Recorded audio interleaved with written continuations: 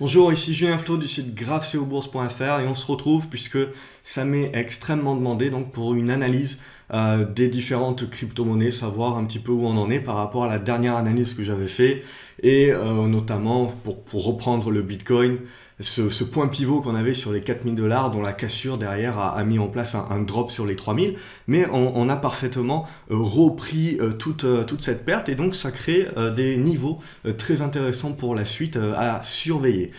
Comme d'habitude, si vous appréciez ces vidéos gratuites et que vous voulez m'encourager à continuer à les faire, n'hésitez pas à mettre des pouces bleus, abonnez-vous également à la chaîne YouTube, comme ça vous êtes sûr de ne rien louper. Et que ce soit le Bitcoin, les actions, les devises, etc., tout cela, ça se trade grâce à l'analyse technique et donc vous pouvez tout à fait télécharger mon guide gratuit en bas de cette vidéo en cliquant sur le lien correspondant. Ça sera tout à fait applicable également à celles et ceux donc, qui tradent les cryptos.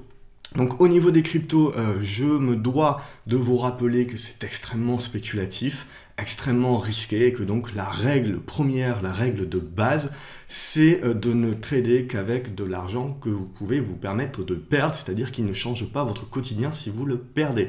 Ensuite, le deuxième risque sur les cryptos, donc c'est le risque d'arnaque, puisque évidemment, quand vous êtes comme ça dans une embellie et dans une forme de bulle, il y a surtout énormément d'arnaqueurs qui s'intéressent à vous proposer soit des différents placements, soit des coins qui n'existent absolument pas, en vous les vendant comme le prochain Bitcoin, soit en vous vendant sur des plateformes qui sont très souvent dans des paradis fiscaux et derrière en se tirant avec la caisse. Donc soyez quand même extrêmement vigilants. Donc pour cela, cette vidéo-là, on va surtout s'attarder sur l'analyse technique. Donc Bitcoin. Donc vous voyez ici, je suis en donné une journée, donc on a eu la bonne tendance haussière. La dernière fois qu'on s'était parlé, c'était les 4000 dollars. J'avais dit si les 4000 dollars lâchent, on devrait aller chercher les 3600. Évidemment, on a eu tout l'épisode chinois qui a forcément, on voit la panique baissière. Donc ça, je veux dire, dès que l'on est, c'est tout à fait normal, comme on est sur quelque chose qui est très psychologique, on a forcément des mouvements qui sont beaucoup plus erratiques, beaucoup plus puissants. Donc les effets de panique et les effets de bulle sont démultipliés sur les cryptos. Donc au niveau du Bitcoin, ça n'a pas dérogé. Ce qui va surtout nous intéresser, c'est que malgré la panique et cette baisse des 4000 aux 3000 dollars en l'espace de quelques jours, on est revenu sur ces 3000 dollars qui ne sont rien d'autre que l'ancienne résistance. Vous voyez, ce niveau des 3000 dollars, ça avait été l'ancienne résistance de cet été, dont la cassure à la hausse avait permis le second influx haussier vers donc ces 5000 dollars. Donc la zone des 3000, c'est une zone de support importante. Tant qu'on est au-dessus des 3000 dollars, on est dans une dynamique haussière à long terme sur le Bitcoin. À plus court terme, si on zoome donc un petit peu, vous voyez qu'on a fait une hausse dans un biseau ascendant et que dorénavant, on est en train de tenter la sortie par le haut de ce biseau ascendant, donc la sortie des 4380 dollars, et on va se retrouver avec des résistances dans cette zone des 4400, 500 dollars et puis surtout 4600 dollars. Donc là, les prochaines séances vont être très importantes puisqu'on voit que la montée, vous le voyez, se fait dans des volumes qui sont beaucoup moins importants. On a une baisse des volumes. Donc j'ai tendance à dire que cette montée-là sous forme de rebond, c'est une montée qui aurait tendance plus à être vendue. Et donc ça sera à observer. Et cette vente, ça sera donc notre support intermédiaire court terme, 4200 dollars. Si on repasse sous les 4200 dollars, on va se retrouver à nouveau avec cette zone pivot sur les 4000 dollars qui, pour moi, est à nouveau très importante. Donc pour le moment, à long terme, on est haussier au-dessus des 3000 dollars. À plus court terme, on reste également haussier au-dessus des 4200 dollars avec une réserve tout de même, puisqu'on approche le niveau de résistance 4500, 4600 dollars. Et donc, sous tout reflux en dessous des 4200 dollars, on devrait également continuer à mettre en place du coup une baisse court terme et très certainement un certain zigzag qui devrait nous permettre de construire une figure de consolidation dans un range qui va être un range assez important. On le voit entre ces 3000 dollars, 4500 dollars. Donc, il peut y avoir encore énormément de volatilité. Mais le fait qu'il y ait une baisse de volume dans cette hausse, pour moi, me fait dire que c'est un rebond technique mais que la forte chute que l'on a connue suite à l'épisode chinois va quand même certainement laisser des traces dans le moral des spéculateurs, et que donc on arrive très certainement sur un niveau de résistance. Donc ça sera observé dans les prochains jours. Donc maintenant, si on regarde ce qui se passe sur les autres cryptos, donc par exemple, si j'arrive à taper correctement le Ripple, donc on va prendre le Ripple contre le dollar. Donc quand on s'était vu pour la dernière analyse, je disais que le Ripple c'était celui qui était dans la meilleure configuration graphique. Alors, avec l'épisode chinois, on a bien évidemment remis à plus tard ce scénario-là, mais je reste toujours convaincu d'un point de vue purement graphique que c'est le Ripple qui a le plus clair potentiel des cryptos, en tout cas, qui sont les plus connus et les plus tradés. C'est pour moi le Ripple qui est dans la meilleure configuration. On reste, vous le voyez, sous une oblique baissière de long terme, hein, dont c'est bien et bien cette cassure haussière de cette oblique-là qu'il va falloir valider pour lancer une relance haussière à beaucoup plus long terme. Là aussi, vous le voyez, on a quand même une baisse des volumes, hein, une certaine tranquillisation, mais ce que l'on a été capable de faire en tenant les 16 centimes de dollars et puis en construisant cette figure ici de congestion au-dessus des 19 centimes de dollars, pour moi c'est très positif. Donc à observer la confirmation du signal d'achat sur cassure des 22 centimes de dollars, on devrait être dans la capacité de revenir sur les 26 centimes de dollars, et là derrière du coup tester cette oblique baissière de long terme, et là ça deviendra très très intéressant pour la suite.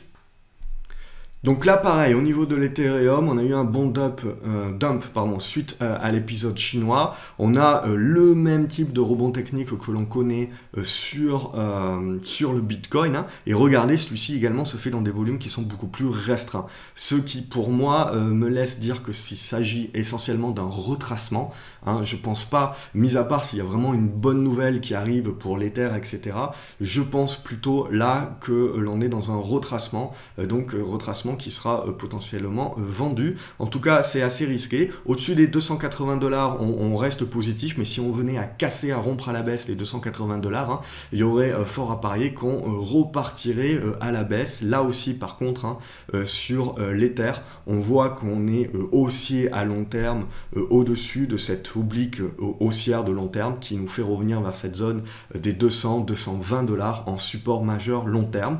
Donc à court terme, une certaine réserve, je serais tenté de dire, mais tant qu'on ne casse pas à la baisse les 280 dollars, il n'y a pas de risque en la matière.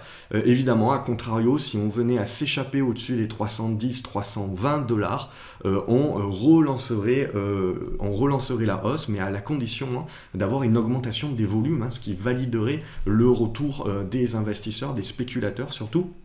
En l'occurrence, là, pour le moment, on est dans une phase de retracement comme sur une grande majorité des différents coins suite à l'épisode chinois hein, qui ont quand même pris un petit coup derrière les oreilles. Au niveau du Litecoin, pareil, vous voyez, on a pris un gros dump suite à l'épisode chinois. On a encore plus souffert que le Bitcoin. Par contre, là aussi, on a bien tenu cette zone ici des 45 dollars. On le voit, on peut tracer une oblique ici en se servant des différentes mèches qui est donc actuellement en train de passer au-dessus des 48 dollars. Donc au-dessus des 48 dollars, on sauvegarde la tendance haussière de long terme. Hein. À plus court terme, là aussi, on est dans une congestion, dans un retracement. Et donc un rebond technique, il va falloir beaucoup plus de force et de volume que ça pour s'extirper des 56-57 dollars pour retrouver un peu plus de poil de la bête. Là, on est un petit peu entre deux eaux et actuellement également pour le Litecoin. Et puis, on va terminer cette analyse par le Dash. Et donc, le Dash, on est également, on voit qu'on a pris ce dump, mais la réaction sur le Dash a été beaucoup plus forte. Hein. On a récupéré beaucoup plus facilement la baisse que sur les autres valeurs, y compris, mis à part le Bitcoin qui est à peu près sur le même niveau, sur les mêmes niveaux d'analyse. Là aussi, en termes de tendance long terme, on reste haussier. On voit bien qu'on est revenu parfaitement sur l'ancienne résistance. Vous voyez qu'on avait connu cet été, hein, sur les mois de juin, juillet, août, qui avait cassé à la hausse et qui avait permis donc de faire x2 en l'espace de quelques semaines. Et donc cette correction a été revenue pile poil sur ancien niveau de résistance qui donc devient support. Donc au-dessus de ce niveau-là, 220-240 $, on reste positif à long terme, mais à court terme également, on voit que la hausse s'est faite plutôt dans un retracement et qu'on retrouve, vous voyez, les mèches hautes, énormément de vendeurs dans cette zone des 370 $, 360 $, et donc dans une incapacité pour le moment de retrouver la dynamique haussière, et donc on repart ici en consolidation correction. Donc le Dash, je dirais, est un petit peu avant-coureur de la crainte que l'on peut avoir sur le Bitcoin et sur les autres crypto-monnaies, justement, où après le retracement et le rebond technique que nous avons connu suite au dump chinois, on va rentrer dans une certaine léthargie très certainement, en attendant de construire une figure de consolidation dont il faudra voir la capacité à casser par le haut ou par le bas pour mettre un terme à la tendance haussière de long terme que nous connaissons depuis plusieurs mois dorénavant. Mais donc ce que l'on peut conclure sur les différentes crypto-monnaies, c'est que voilà, on se retrouve maintenant, on a eu le dump chinois, ça nous a permis de tester les niveaux de support, de les valider. Donc graphiquement, je dirais que tous les investisseurs voient ces niveaux de support là. Donc tant qu'on reste au-dessus, on est dans une dynamique haussière à long terme qui perdure. À plus court terme, par contre, on a une certaine baisse des volumes, très certainement pas mal de spéculateurs ont été refroidis par le dump chinois, on a un certain retour à la réalité. Par contre, voilà, on a ce risque de rentrer dans une phase un petit peu léthargique de consolidation, mais qui ne remet absolument pas en cause la tendance haussière à long terme et qui justement va être très intéressante à étudier pour pouvoir construire des figures dont la sortie pourra être utilisée pour mettre en place des scénarios. Donc si cette vidéo vous a plu et que vous souhaitez que je continue ce type d'analyse-là de temps en temps, n'hésitez pas à mettre un pouce bleu, ça me permet de me motiver. Abonnez-vous à la chaîne YouTube, comme ça vous êtes sûr de louper aucune vidéo. Et puis que vous tradiez les crypto-monnaies ou les actions ou n'importe quel actif, ça se trade exactement de la même manière d'un point de vue analyse technique. Donc n'hésitez pas à télécharger mon guide gratuit, il vous sera toujours utile, même si vous êtes plutôt crypto et pas action.